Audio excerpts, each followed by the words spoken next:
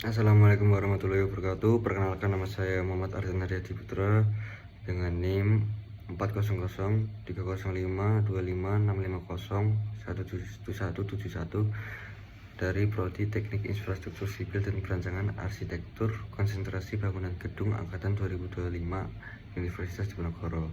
Oke, di sini saya ingin menjelaskan konsep dan penerapan skala dalam proyek konstruksi. Oke, kita langsung masuk saja ke poin yang pertama. Di poin yang pertama ada pengertian dari skala. Skala merupakan perbandingan antara ukuran pada gambar dan dengan ukuran sebenarnya di lapangan. Dalam gambar teknik konstruksi, skala digunakan agar objek yang berukuran sangat besar dapat digambarkan pada kertas dengan ukuran yang lebih kecil namun tetap proporsional. Dengan adanya skala, seorang perencana maupun pelaksana objek dapat memahami ukuran dan bentuk suatu bangunan tanpa harus melihat langsung objek aslinya. Setelah itu kita masuk ke poin yang kedua, yaitu ada jenis-jenis skala. Jenis-jenis skala dibagi menjadi 3, yaitu skala pembesaran, skala pengecilan, dan skala numerik. Saya akan menjelaskan dari skala pembesaran terlebih dahulu. Skala pembesaran digunakan ketika objek yang digambar berukuran sangat kecil sehingga perlu diperbesar agar lebih jelas. Contohnya yaitu skala 2:1, yang berarti ukuran pada gambar 2 kali lebih besar dari ukuran sebenarnya. Dan yang selanjutnya ada skala pengecilan. Skala ini digunakan ketika objek yang digambar berukuran sangat kecil sehingga perlu diperbesar agar lebih jelas. Contohnya skala 2:1, yang berarti ukuran pada gambar 2 kali lebih besar dari ukuran yang sebenarnya. Dan yang ketiga yaitu ada yang terakhir, yaitu skala numerik. Skala numerik merupakan dituliskan dalam bentuk perbandingan angka, misalnya yaitu 1:50, 1:100, atau banding 1:1000.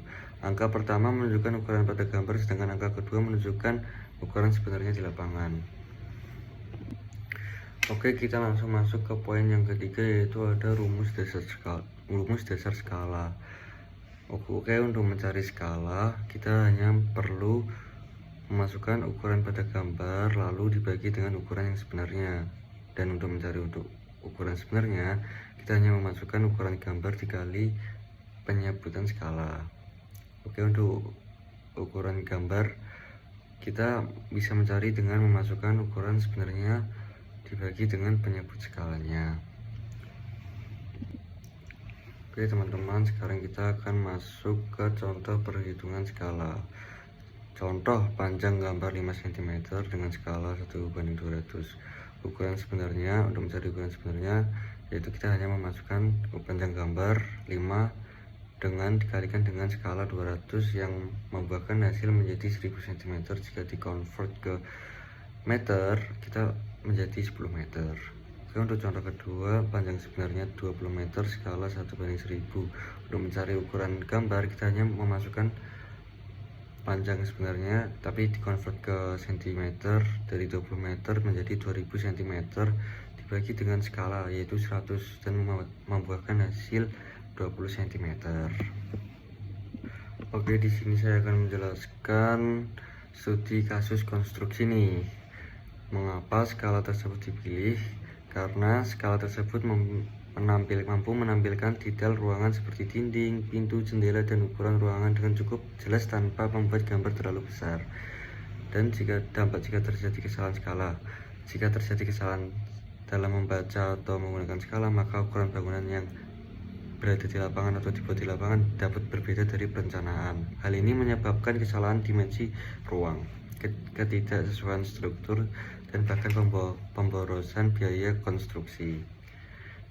Oke, untuk selanjutnya hubungan skala dengan ketelitian pekerjaan lapangan. Skala yang tepat akan membantu pekerja lapangan memahami ukuran dan posisi elemen bangunan secara akurat.